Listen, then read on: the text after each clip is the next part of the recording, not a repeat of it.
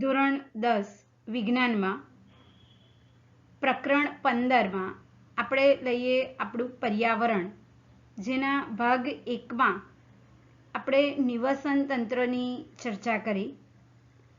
હવે ભાગ 2માં નિવસન તંત્રના જે જૈવિક અને અજૈવિક ઘટકો છે એની સવિસ્તાર ચર્ચા કરીએ.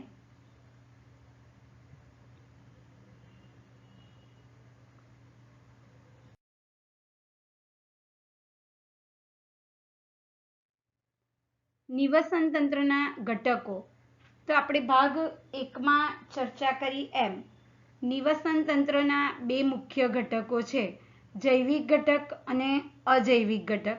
આમ તો આ બધા ટોપિકની ભાગ 1માં ઘણી ડિટેલમાં ચર્ચા થઈ જ છે, ઉદાહરણ સહિત. એટલે આ મુદ્દા ખ્યાલ છે, જૈવિક ઘટક કયા, અજૈવિક ઘટક કયા. બધા જ જે જૈવિક ઘટકો છે એની અંદર ઉત્પાદક, ઉપભોગી અને વિઘટકોનો સમાવેશ થાય છે. જ્યારે અજૈવિક ઘટકો હોય તો એની અંદર ભૂમિ એટલે કે જમીન આવે એટલે જમીનમાં માટીનું ટેક્સચર કેવું છે, પાણી સંગ્રહ કરવાની ક્ષમતા એની કેટલી છે, એમાં ખાતરનું પ્રમાણ અથવા તો અકાર્બનિક પોષક દ્રવ્યનું પ્રમાણ કેટલું છે, સૂક્ષ્મ જીવો કયા છે. તો આ બધા જ મુદ્દાઓનો સમાવેશ એ ભૂમિની અંદર કરવામાં આવે છે. ત્યારબાદ પાણી આવે એટલે એની અંદર ક્ષારનું પ્રમાણ કેટલું છે, એનું તાપમાન કેટલું છે વગેરે. એ જ પ્રકારે પ્રકાશ, તો કેટલી તરંગ લંબાઈનો પ્રકાશ પ્રાપ્ય છે વનસ્પતિને. એ પ્રકારે તાપમાન, પવન, ભેજ, વરસાદ, અકાર્બનિક પોષક ઘટકો. અકાર્બનિક પોષક ઘટક એટલે ખાસ કરીને વનસ્પતિ એ જમીનમાંથી આ પોષક ઘટકોનું શોષણ કરે છે. Nitrogen, chlorine, sodium, potassium, carbon, oxygen, hydrogen, sulphur, phosphorus, આ દરેક પ્રકારના અકાર્બનિક ઘટકો વનસ્પતિ પ્રાપ્ય કરે છે અને ત્યાંથી પછી આગળના સ્તરના સજીવોને એ પ્રાપ્ત થાય છે. અને જ્યારે મૃત કાર્બનિક પદાર્થો એટલે કે ઉત્પાદકો અને ઉપભોગીઓ જે ત્યાગ કરે, એટલે પોતાના જીવન દરમિયાન, ધારો કે વનસ્પતિ હોય તો ખરી પડેલા પાંદડા હોય, મૂળ, પ્રકાંડ, પર્ણ. એ જ પ્રકારે પ્રાણીઓ હોય તો એના મળ, મૂત્ર કે મૃત્યુ પામે એટલે મૃતદેહ છે. અન્ય પ્રાણીઓ હોય તો એના વાળ, ભીંગડા, શિંગડા. તો આ પ્રકારના બધા જ જે મૃત કાર્બનિક પદાર્થો છે એની અંદર જટિલ સ્વરૂપે કાર્બનિક પદાર્થ રહેલો છે, જેમ કે પ્રોટીન, લિપિડ અને કાર્બોદિત. આ ત્રણેય ખૂબ જ જટિલ કાર્બનિક ઘટકો છે. આ કાર્બનિક ઘટકો એ ઉત્પાદકો અને ઉપભોગીઓ પાસે છે, જેની અંદર આ અકાર્બનિક પોષક દ્રવ્ય આવેલા છે. પરંતુ આ અકાર્બનિક પોષક દ્રવ્ય વનસ્પતિ અકાર્બનિક સ્વરૂપે હોય તો જ એનું શોષણ કરી શકે. આ પ્રકારે જટિલ કાર્બનિક દ્રવ્યની અંદર, ધારો કે પ્રોટીન છે તો પ્રોટીનની અંદર નાઇટ્રોજન છે જ, કાર્બન, ઓક્સિજન છે જ. એ પ્રકારે લિપિડ, કાર્બોદિત દરેકની અંદર. પણ આવા જટિલ સ્વરૂપના ઘટકોનું વનસ્પતિ કે અન્ય સજીવો દ્વારા શોષણ થઈ શકતું નથી. એ જટિલ કાર્બનિક ઘટકોને પહેલા સરળ અને પછી અકાર્બનિકમાં ફેરવી દરેક ઘટકો છૂટા પાડવા જરૂરી છે. જેમ કે કાર્બોદિત છે તો કાર્બોદિતમાં આપણે સ્ટાર્ચ લઈએ તો સ્ટાર્ચનું વિઘટન થઈને ગ્લુકોઝ બને. ગ્લુકોઝ એટલે C6H12O6. એ થોડો સરળ કાર્બનિક ઘટક છે. સ્ટાર્ચ એ જટિલ કાર્બનિક કે કાર્બોદિત છે, પણ ગ્લુકોઝ એ સરળ કાર્બનિક કે કાર્બોદિત છે. હવે આ ગ્લુકોઝનો હજી વધારે સડો થાય, વિઘટન થાય ફૂગ અને બેક્ટેરિયા દ્વારા, તો એમાંથી કાર્બન, હાઇડ્રોજન, ઓક્સિજન અને અન્ય ઘટકો છૂટા પડે, જે અકાર્બનિક પોષક ઘટક છે, જે જમીનમાં ઉમેરાય, હવામાં પણ ઉમેરાય, પાણીમાં પણ ઉમેરાય અને એનો ઉત્પાદકો ફરીથી ઉપયોગ કરી શકે. અહીંયા આ એક ઇકોસિસ્ટમ આપેલું છે, જેની અંદર આ બધી જ લીલી વનસ્પતિઓ છે એ ઉત્પાદકો છે, આ પ્રકારના પ્રાણીઓ ઉપભોગીઓ છે અને અતિ સૂક્ષ્મ સ્વરૂપે વિઘટકો જોવા મળે, ખાસ કરીને ફૂગ અને બેક્ટેરિયા, જે સડો કરે, વિઘટન કરે એ વિઘટકો. વિઘટન એટલે જ આપણે કેમિસ્ટ્રીના ચેપ્ટરમાં જોઈ ગયા, વિઘટન એટલે જટિલને સરળમાં ફેરવે.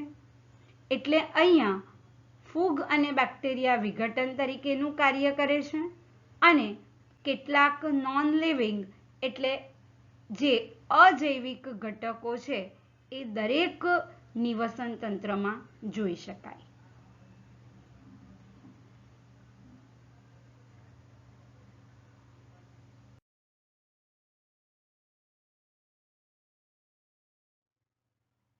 અહીંયા ત્રણે જૈવિક ઘટકોનો સમાવેશ કરેલો છે. પ્રોડ્યુસર એટલે ઉત્પાદકો, જેની પાસે ખોરાક બનાવવાની ક્ષમતા છે. ધારો કે ક્લોરોફિલ, તો ક્લોરોફિલ હાજર હોય લીલી વનસ્પતિમાં, ક્લોરોફિલ હાજર છે તો એ પોતાનો ખોરાક બનાવી શકે છે.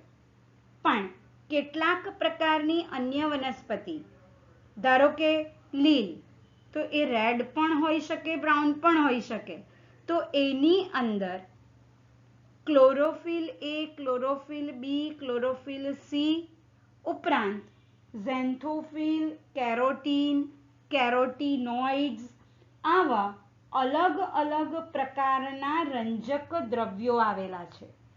આ જે રંજક દ્રવ્યો છે એ રંજક દ્રવ્યનો ઉપયોગ કરી એ સજીવ કે એ લીલી વનસ્પતિ પોતાનો ખોરાક જાતે બનાવી શકે છે, એટલે એ ઉત્પાદક. પછી આવે કન્ઝ્યુમર એટલે ઉપભોગીઓ, જે ઉત્પાદકોને વાપરે અથવા ઉત્પાદક તરીકે જો તૃણાહારી હોય તો એને વાપરે.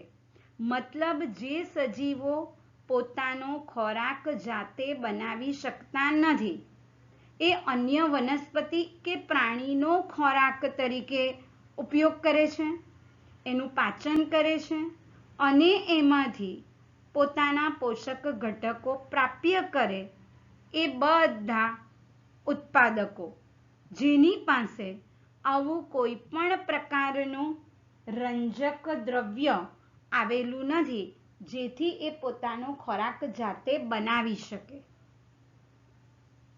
આપણે ધારો કે ખોરાક રાંધીએ છીએ, શાકભાજી હોય કે ઘઉંનો લોટ હોય તો એમાંથી રોટલી બનાવીએ, તો એ આપણે ખોરાક બનાવેલો ન કહેવાય, ખોરાક રાંધેલો કહેવાય.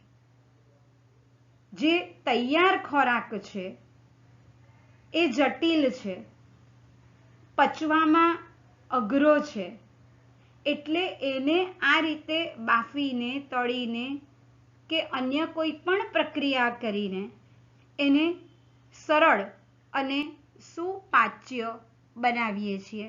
એટલે આ બધા જ સજીવો એ ઉપભોગી છે, જેમાં આપણે અગાઉના વિડીયોની અંદર ચર્ચા કરી તેમ તૃણાહારી, માંસાહારી, મિશ્રાહારી, પરોપજીવી વગેરેનો સમાવેશ થાય છે.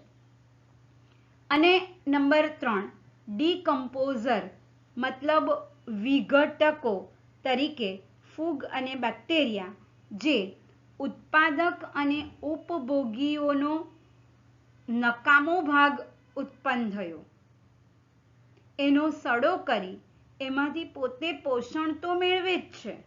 ફૂગ, બેક્ટેરિયા આ સડેલા ઘટકોમાંથી પોષણ તો મેળવે જ છે, પણ એ જટિલ કાર્બનિક ઘટકોને સરળમાં ફેરવી અને પર્યાવરણને પાછા આપે છે. ખૂબ જ અગત્યનું કામ આ ડીકમ્પોઝર્સ કરે છે. ધારો કે આપણે ધોરણ 9ની અંદર વિવિધ જૈવ રાસાયણિક ચક્રોનો અભ્યાસ કર્યો. નાઇટ્રોજન ચક્ર, કાર્બન ચક્ર, ફોસ્ફરસ ચક્ર, જલ ચક્ર.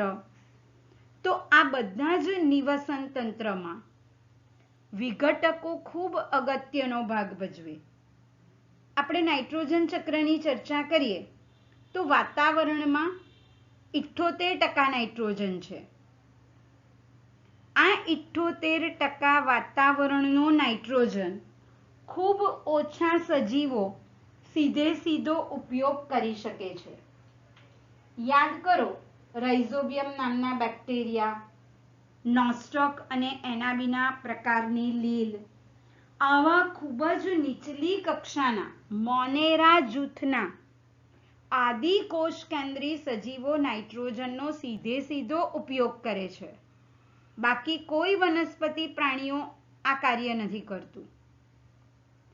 એ નાઇટ્રોજનનું રાઇઝોબિયમ કે અન્ય જમીનમાં સ્થાપન કરે નાઇટ્રેટ અને નાઇટ્રાઇટ સ્વરૂપે, અને એનું વનસ્પતિ દ્વારા મૂળમાંથી શોષણ થાય અને એ નાઇટ્રોજનનો વનસ્પતિ ઉપયોગ કરે.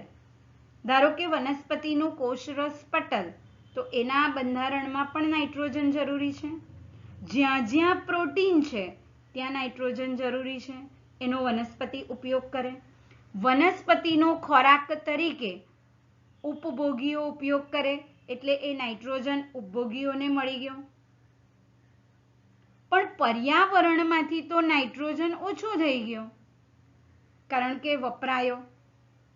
પણ જ્યારે ઉત્પાદક અને ઉપભોગીઓ નાશ પામે ત્યારે આ ફૂગ અને બેક્ટેરિયા એ જ જે ખરી પડેલા પાંદડા, એનું કોષરસ પટલ કે કોષની અંદર રહેલું પ્રોટીન કે કોઈ પ્રાણી હોય તો એના વાળ, ત્વચા, આ દરેક જગ્યાએ પ્રોટીન છે, એનો ફરી પાછો સડો કરશે, એનું વિઘટન કરશે અને કેટલોક નાઇટ્રોજન જમીનને આપશે, જ્યારે કેટલાક ડીનાઇટ્રીફાઈંગ બેક્ટેરિયા હશે એ વળી પાછો નાઇટ્રોજન હવામાં પણ આપશે.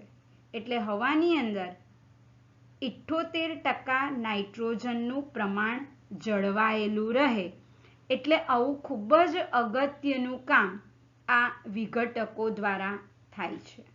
જો વિઘટકો ન હોય તો આ પ્રકારે દ્રવ્યો પર્યાવરણમાંથી વપરાતા રહે, પણ પર્યાવરણને પાછા મળે નહીં. એટલે આ સંપૂર્ણ ચક્ર સ્થિરતાપૂર્વક સંતુલિત રીતે ચલાવવા માટે વિઘટકો જેવા સૂક્ષ્મ જીવો ખૂબ જ અગત્યનો ભાગ ભજવે છે, જેને કારણે નિવસન તંત્રની સમતુલા જળવાયેલી રહે છે.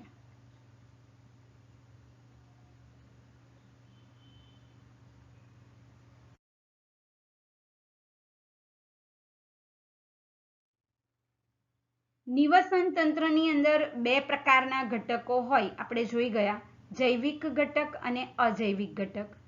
એમાં જે જૈવિક ઘટક છે, જૈવિક ઘટક એટલે બધા જ સજીવો, એ સજીવોને આપણે બે ભાગમાં વેચ્યા, ઉત્પાદક અને ઉપભોગીઓ. ઉત્પાદક એટલે જે પોતાનો ખોરાક જાતે બનાવે, અને ઉપભોગી એટલે ઉત્પાદક દ્વારા બનાવેલો ખોરાક અથવા આહાર ચક્રમાં, આહાર જાળમાં પોષક સ્તરે પોતાના કરતાં નીચે આવેલા સજીવોનો ખોરાક તરીકે ઉપયોગ કરે, એટલે કે તૃણાહારી, માંસાહારી, મિશ્રાહારી, એ બધા જ ઉપભોગી તરીકે ગણવામાં આવે છે. અહીંયા આ ઘાસ એ ઉત્પાદક છે. ઘાસનો અથવા વનસ્પતિની જે પ્રોડક્ટ છે એ પછી બીજ હોય, પર્ણ હોય, પુષ્પ હોય, એનો ખોરાક તરીકે તૃણાહારી ઉપયોગ કરે.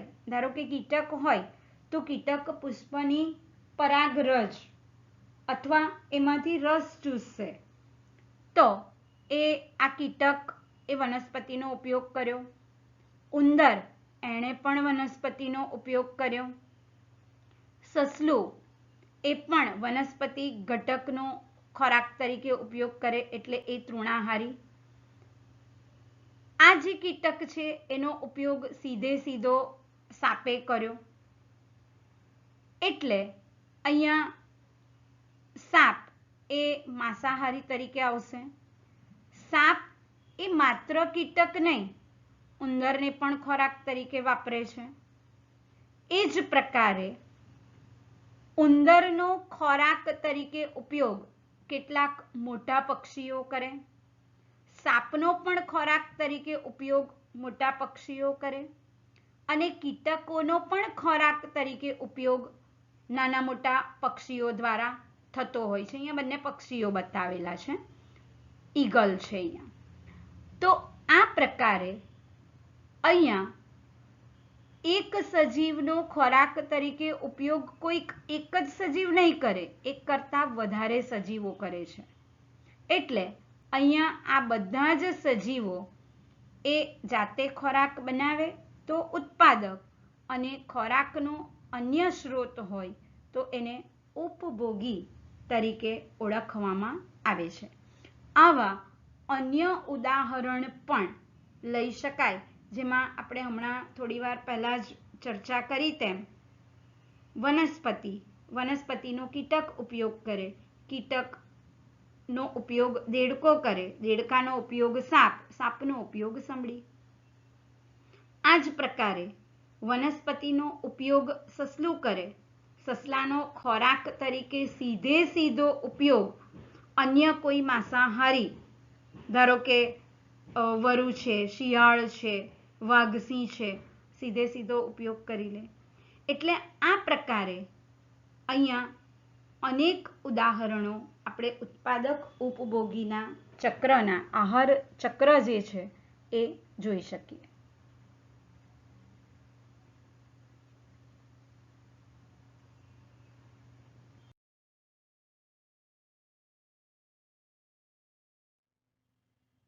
જૈવિક ઘટકોમાં સૌથી પહેલા આવે ઉત્પાદક. ઉત્પાદક એટલે એવા સજીવો જે પોતાનો ખોરાક જાતે તૈયાર કરે, જેમાં આવે દરેક પ્રકારની વનસ્પતિઓ કે જેની પાસે વિવિધ પ્રકારના રંજક દ્રવ્ય છે. તો આ જે લીલી વનસ્પતિઓ છે એ લીલી વનસ્પતિ સૂર્યપ્રકાશનો ઉપયોગ કરે, પોતાની અંદર વિવિધ પ્રકારના રંજક દ્રવ્ય ક્લોરોફિલ A, ક્લોરોફિલ B, ઝેન્થોફિલ એનો ઉપયોગ કરે, મૂળ દ્વારા શોષાયેલા પાણીનો ઉપયોગ કરે અને હવામાં રહેલા કાર્બન ડાયોક્સાઇડનું શોષણ કરી અને ગ્લુકોઝ સ્વરૂપે પોતાનો ખોરાક તૈયાર કરે. આ મૂળે શોષેલા પાણીની અંદર એ ઘણા બધા અકાર્બનિક દ્રવ્ય nitrogen, sulphur, chlorine, phosphorus, sodium વગેરેનું પણ શોષણ કરે છે. ખૂબ અગત્યના આ બધા ખનિજ દ્રવ્ય છે અને ગ્લુકોઝ સ્વરૂપે ખોરાક બનાવી એનો પોતાના જૈવિક કાર્યમાં ઉપયોગ કરે અને વધારાના ઘટકોનું વિવિધ પ્રકારે કાર્બોદિત, પ્રોટીન, ચરબી વગેરે અનેક સ્વરૂપે એ સંગ્રહ પણ કરે. ધારો કે કઠોળ છે તો એ કઠોળની અંદર બધામાં પ્રોટીન પુષ્કળ પ્રમાણમાં છે. દરેક પ્રોટીન પાછા અલગ અલગ એમિનો એસિડના બનેલા હોય, 20 પ્રકારના એમિનો એસિડ છે તો એ દરેક કઠોળમાંથી અલગ અલગ પ્રકારના એમિનો એસિડ પ્રાપ્ય થાય. એવી રીતે કોઈ પણ શિંગદાણા કે અન્ય કાજુ, બદામ એની જો ચર્ચા કરીએ તો એમાંથી આપણને ફેટ એટલે કે ચરબી પ્રાપ્ય છે. દરેક અનાજ એમાંથી કાર્બોહાઈડ્રેટ્સ પ્રાપ્ય છે. આ બધા ઘટકો વનસ્પતિએ બનાવ્યા પછી એની અંદર સ્ટોર કરે, સંગ્રહ કરે. કોના માટે? આહાર જાળની અંદર આવેલા બીજા ઉપભોગીઓ માટે. ઉપભોગીઓમાં તૃણાહારી, માંસાહારી, મિશ્રાહારી, આ દરેક ઉપભોગીઓમાં તૃણાહારી સીધો વનસ્પતિનો ઉપયોગ કરે છે, પણ બાકીના ઇનડાયરેક્ટલી એ વનસ્પતિનો કે ઉત્પાદકોનો ખોરાક તરીકે ઉપયોગ કરે જ છે. ઇનડાયરેક્ટલી કઈ રીતના? તો ધારો કે કીટકે વનસ્પતિનો ખોરાક તરીકે ઉપયોગ કર્યો, તો એણે જે પણ કંઈક સ્ટોરેજ ખોરાક રાખ્યો એ વનસ્પતિમાંથી મેળવીને જ રાખેલો છે, અને એનો દેડકો ઉપયોગ કરે તો ઇનડાયરેક્ટલી વનસ્પતિનો જ ઉપયોગ કરેલો કહેવાય. આ જ પ્રકારે ઘણા બધા સૂક્ષ્મ જીવો છે. આ જે બધા સૂક્ષ્મ જીવો છે એમાં લીલ આવી શકે, મોનેરા જૂથ એટલે કે આદિકોષ કેન્દ્રી સજીવો જે છે તે. અને આ જે આદિકોષ કેન્દ્રી સજીવો છે એની અંદર ઘણા બધા પ્રકારના સૂક્ષ્મ જીવો, એમાં ખાસ કરીને ડાયટમ્સ.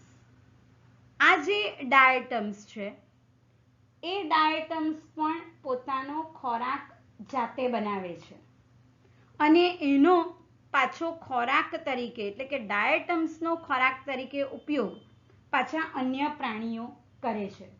એવું કહેવાય કે વેલ એટલે લગભગ વજન 60 ટન છે, તો એના શરીરની અંદર એણે ખોરાક તરીકે વાપરેલો છે 2 ટન ડાયટમ્સ.